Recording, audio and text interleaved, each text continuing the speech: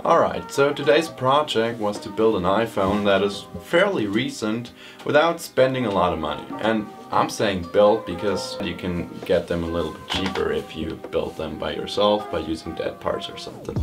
So the phone we choose is the iPhone 7 Plus, basically because it already has the dual camera, which is pretty nice, and it basically has everything modern iPhone has, except for maybe Face ID or something, so that's why we chose this phone.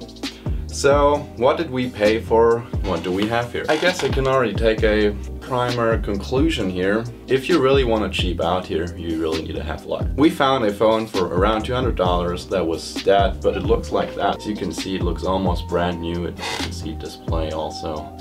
Still pretty shiny. And it had 128 gigabytes, which is quite great for $200, just that it didn't work. So if we would have a lot of luck, we could just repair it easily. Maybe the battery could just have been dead, or just snap off a dead capacitor off the board and everything would have been fine. But unfortunately, that's not the case, or that wasn't the case, even though it could have. So the thing is, it can be cheap if you're lucky, but it doesn't necessarily have to. So yeah, I've tried a few things. There's no hope with this one. So we had to get another one, which we did. That was quite a pain because it took really quite a lot till they shipped it, and it only has 32 gigabytes. Here we have it. I hope that it works. I haven't really tested it yet. So this board with 32 gigabytes from eBay costs $124. So I guess that's not that bad, but the thing is, now we're with like $320 or something. We are already kind of close to the price of a used iPhone 7 Plus with that capacity. So I guess the only benefit we really have here now is that this thing looks pretty much brand new, which a used one for that price would not look like. So I guess all that's left to do now is put that new board in and let's see if it works. Alright, so let's assemble this together. This board definitely looks kind of refurbished here, and I guess that's why the sticker is on there. You can see some scratches or marks in there. But I don't know, it doesn't necessarily have to be refurbished. Maybe it just came out of a used phone where everything else was basically done. But yeah, the benefit we're really having here is that even though we had to pay for an extra board, we have a chassis that is completely pre-assembled. We have the dual camera setup in here, we have the battery, the Taptic engine, and everything basically. Whereas if you buy a chassis in this condition on eBay, you already pay around $60 or even more just to get the chassis itself, and maybe with a battery. But then the dual camera setup also costs $60, and then you have to buy a display for like 70 or 80. So yeah, since we already have all of that, that's definitely a good start. So I'm using the iFixit tutorial here for the logic board swap. Not necessarily because I don't know how to get that in there, because I've already done it without the tutorial to disassemble the old one. But as you can see, my screws are kind of mixed up, and since those iFixit guys are nice and tell you which lengths you need and which places,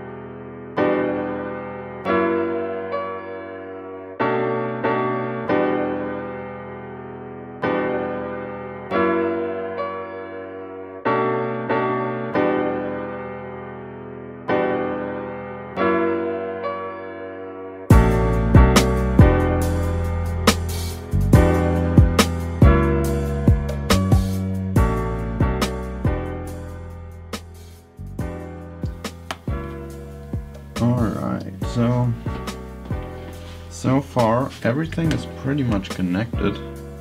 So let's give it a try. And as you can see, it boots, which is a pretty good sign so far. And yeah, as you can see, this board came from an white iPhone. And the home button does not work, which I just realized. Okay, everything works, so let's put it completely together and then we have made a working phone.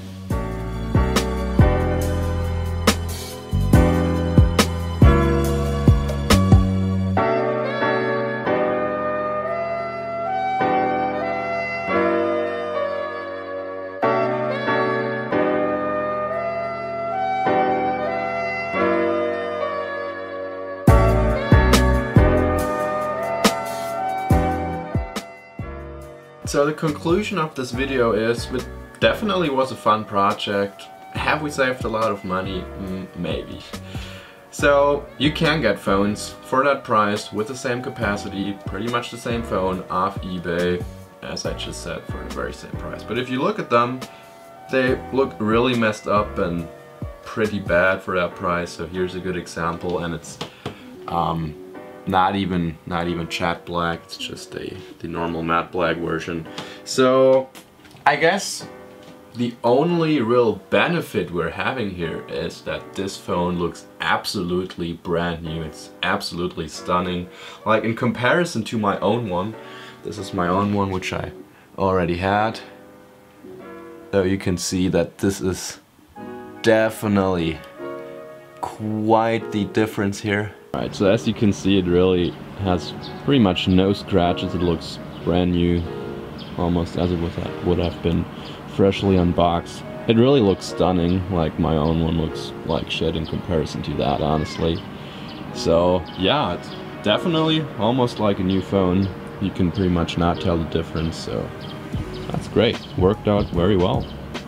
Other than that, there's a pretty bad downside this phone is having, and if you buy logic boards off of AliExpress or eBay or something, and if you're really cheaping out on that, if you're looking for one that's just $100 as this one was, or 120 or something like that, the problem you're having is that they do not come with a home button. They do not come with the original Touch ID sensor, and the problem here is, if you're using something like an iPhone 6 or if you're having something that is below an iPhone 7, it's not going to be a great issue because the home button is still going to work. The only thing is the Touch ID doesn't work, so you're basically stuck with passcode, which is not great, but it's okay.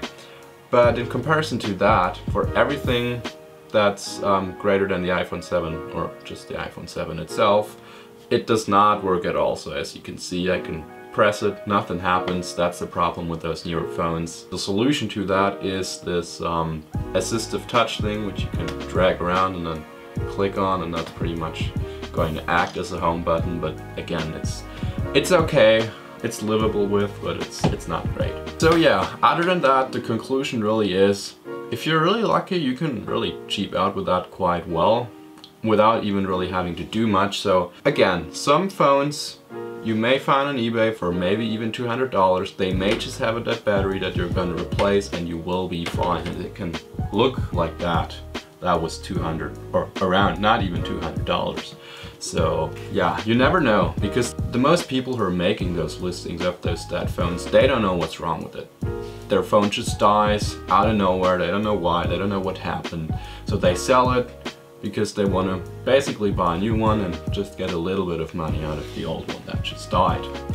So yeah, that's the conclusion of this video. I hope you like it. If you have any questions, recommendations, or if you're new to this and you want to know how to do stuff, leave a comment down below. Any ideas for new videos, just put that on down below, would be great. If you like this video, leave me a thumbs up. If you disliked it, well, that other button should work just fine too. So thanks for watching and subscribe to that channel.